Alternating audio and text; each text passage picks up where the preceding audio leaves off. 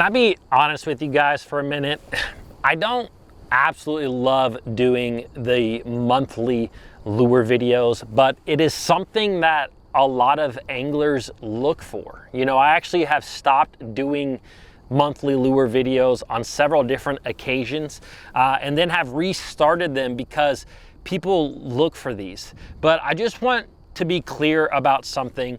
When it comes to these type of videos, it drastically differs where you live in the country, you know, because for example, in the month of October, which is what we're going to talk about in this video, things can be very different, not only where you live in the country, but what style of lake that you are fishing. So when I talk about these lures, I really try to kind of think about all the different fisheries that I have been to, whether it's a shallow water fishery or a deep water fishery, clear or muddy water, grass or rock or wood, whatever it may be. I try to take all those things into consideration, but just know that this can be very different depending on where you live in the country. Now, with all that being said, let's go ahead and talk about the top 5 lures for the month of October. Now, lure number 1 is a topwater of some sort. A topwater in October really go hand in hand, and I really did think about this because I think that pretty much no matter where I have been, whether it's way up north or way down south,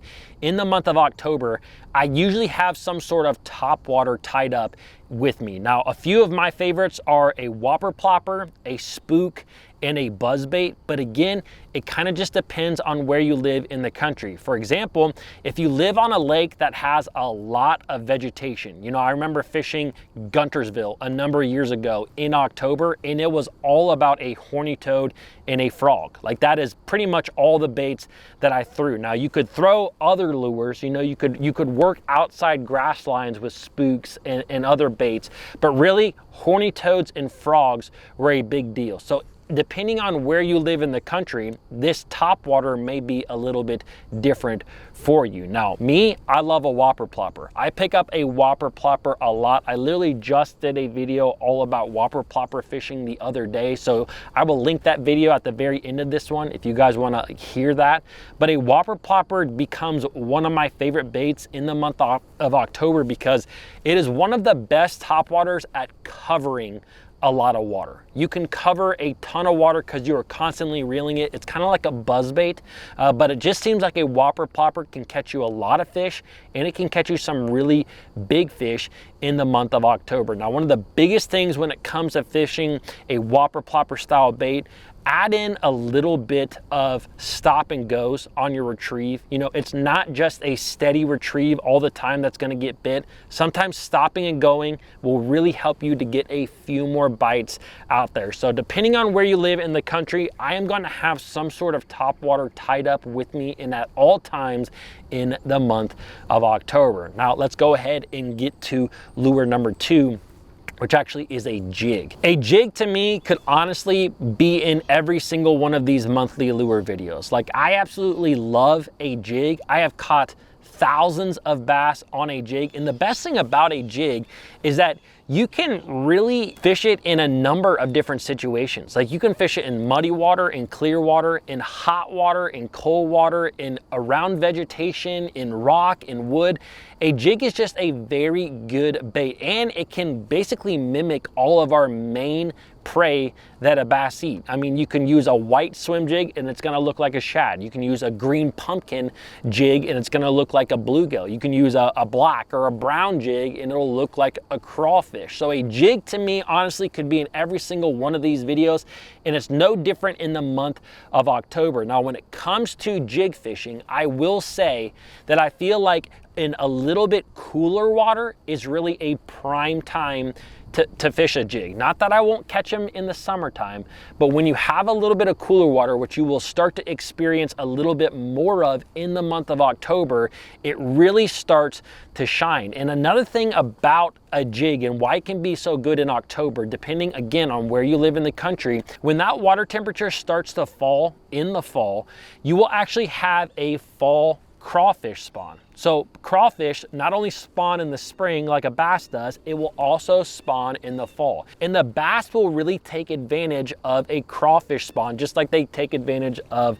bluegill spawns and shad spawns all the same. Now, before we get into lures 3, 4, and 5, I just wanted to remind you guys that we are winding down on the end of the year, which means that Christmas, the holiday season, is just around the corner. And if you guys are looking for a gift for your friend, your dad, your tournament partner, whatever it may be, I highly suggest checking out the USA made sun shirts over at Fin Fishing. This is a product that I am super proud of. Like I said, it's one of the only sun shirts made here in the US. I also have a lot of other products. I have the hat like this, which is a waterproof hat, a lot of tri-blend shirts. I have sun gloves, one of the most popular on the website. And recently I started carrying the Buzzer Rocks Blood Stop formula. So if you've ever hooked a fish really deep in the throat, it's bleeding, this thing stops the blood. So I just wanted to remind you guys to check out Fin Fishing. I also run a lot of package deals over on the website. You never know what is going to be happening over there. I will leave links down below in the description. Now, lure number 3 may be one of my favorites on this entire list, and that is a glide bait. For me, the month of October, not only is it one of those months where I'm gonna pick up a topwater, but I really start fishing a glide bait a lot more during this month. And the biggest reason is that a lot of these fish will just simply start committing to the bait. Again, as that water temperature starts to cool, you will see these fish going from following the bait constantly to actually eating it. And I know that for me, I almost always have a glide bait tied up and with me on the front deck of the boat, because you just never know when you're gonna find that one dumb big fish that wants to bite one. But in the summertime, you deal with a lot of fish that are just following the baits. Now that's fine and dandy, because you can actually find a lot of fish with the glide bait. Even if they're not eating the bait, you can still find them with the bait.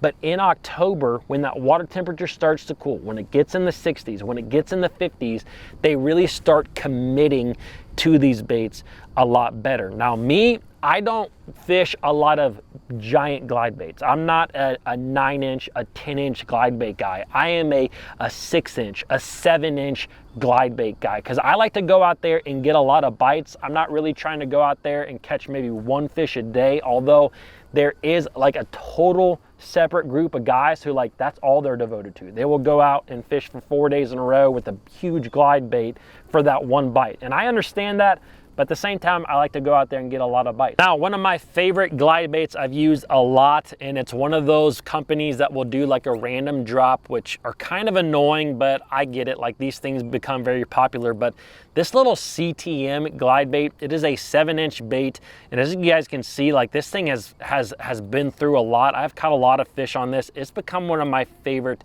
glide baits out there. You can kind of do a little bit of everything with it. You can kind of make it, you know, glide a little bit wider. You can obviously chop it. It kind of has that more choppy look to it, but you can do a little bit of everything with this bait. It's a very versatile bait, and I use it a lot. Now, lure number 4 is a crankbait, and more specifically, a square bill crankbait. I find myself picking up a square bill a lot during October. It is a great bait. It really matches the hatch. When you get around a lot of these fish that are eating a lot of these young of the year shad that are an inch, inch and a half, 2 inches long, a square bill looks exactly like them. But the big thing that I have found when it comes to fishing a square bill is that I typically like to find some off-color water. Now, I'm not saying that you can't go to a lake that has clear water and catch them on a square bill, because you probably absolutely can. But some of the best square bill bites that I have been on during October and during the fall usually revolve around me finding an off-color pocket of water. Maybe it's a creek arm where a recent rain kind of muddied it up. A lot of times what happens, you'll have that fresh mud come in and the fish won't bite for a day or two, but as that sediment starts to lay down, that water is going to remain off color, and those bass will kind of push up shallower. And with that being said, because you're in shallow water and those fish are really aggressively thinking about those little young of the year shad, a square bill is just the perfect bait to throw. And you can throw it around riprap, You can throw it around like bank grass. You can throw it around wood. I tend to throw it a lot around wood during this time of the year, and it is just a great bait to cover water. Again, covering water is a big deal for me in the fall. If I can cover a ton of water, I don't worry about all the time finding a pattern. I just try to go out there and cover a ton of water, because you're gonna find these days where you're picking off a fish here and a fish there. Now, the fifth lure is one that about half of the country hates and about half of the country absolutely loves, and that is a jig head minnow. Now, for those of you that hate a jig head minnow, it's probably just because you think everybody only uses a jig head minnow with forward facing sonar. Now, that's absolutely a great way to catch them, but I actually did a full video fishing late in the year with a jig head minnow from the bank, and I'm actually going to leave that linked right here. Now, obviously I'm fishing from the bank, I'm not using forward facing sonar, and this was the only bait I could catch fish on. So guys, a jig head minnow is more than just a forward facing sonar bait. It is a great bait altogether. Hope you guys enjoyed this one. See you in the next one.